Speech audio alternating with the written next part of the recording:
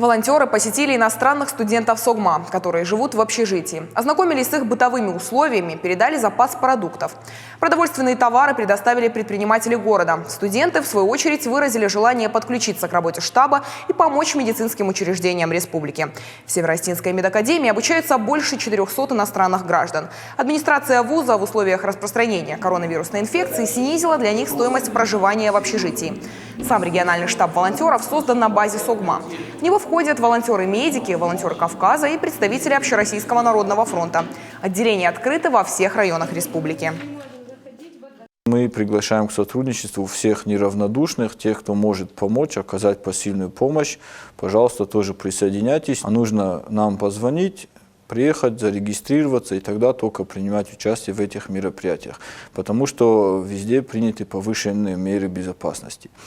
Мы помогаем пожилым людям, маломобильным гражданам в приобретении лекарственных средств и продуктов питания. К нам подключились в помощь наши предприниматели, и с их помощью мы можем оказать помощь продуктовым наборам тем, кто особо нуждается.